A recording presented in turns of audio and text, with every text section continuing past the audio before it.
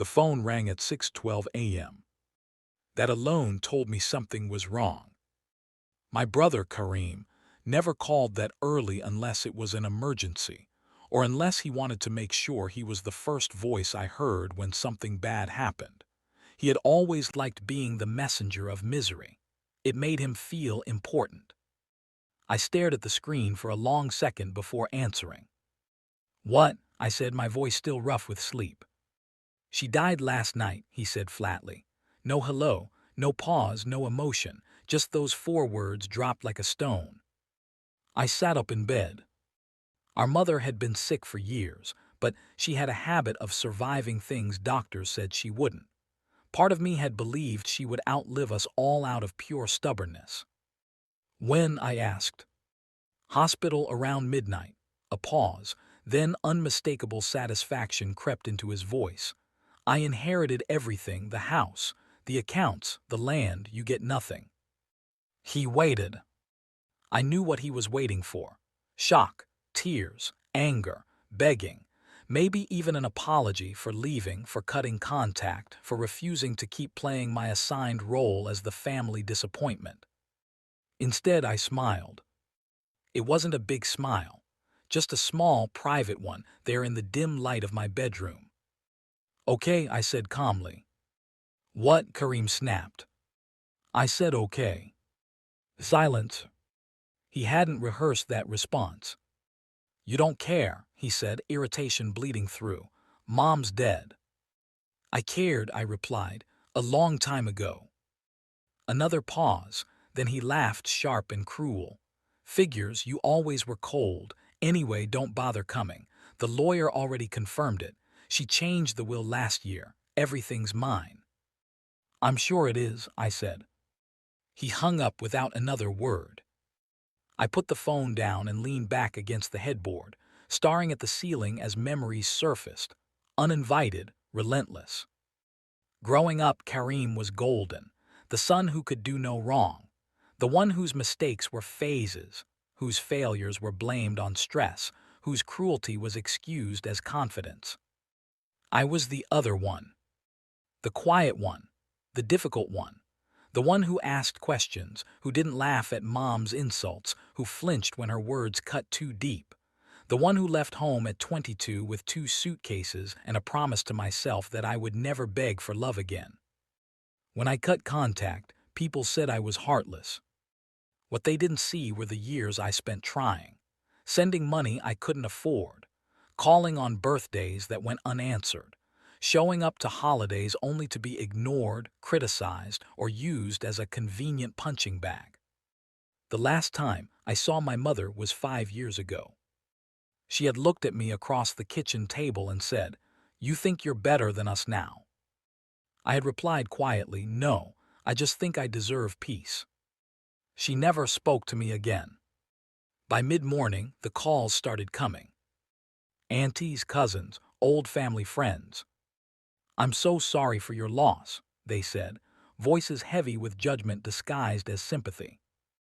"I heard about the will," others whispered. "How could she do that to you?" I thanked them politely, said I was fine, said I had work. What I didn't say was this: I had already mourned my mother years ago, slowly, painfully, in private. By the time she died, the grief was already spent. 3 days later, I attended the funeral. Not for closure, not for forgiveness. For confirmation. The house was exactly as I remembered, large, immaculate, and suffocating.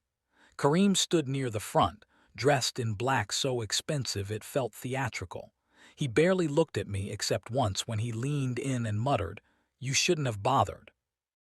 "I wanted to pay my respects," I said calmly. "To what?" he sneered. "She didn't want you here." "I know." That seemed to bother him more than any argument could have. After the burial, the lawyer approached me. "May I have a word?" she asked quietly. Kareem's head snapped toward us. She led me aside, away from the murmuring crowd. "I know this is difficult," she said gently, "but there's something you should know." I raised an eyebrow. "Your brother did inherit the estate," she continued. as outlined in the will. I'm aware, I said. She studied my face, clearly expecting anger. When she didn't find it, she frowned slightly. However, she added, lowering her voice, that will only covers what remained in your mother's name at the time of her death. I waited. 2 years ago, she said, your mother signed over a significant portion of her assets. My pulse didn't change. To whom? I asked. The lawyer opened her folder and turned it so I could see. My name stared back at me.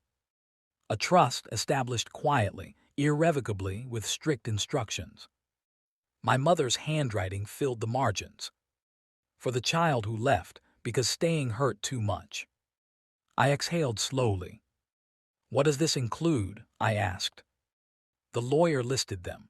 Investments, accounts, property sold and converted, enough to change a life, not enough to inflate an ego. Karim doesn't know, she said, and for the terms he never has to.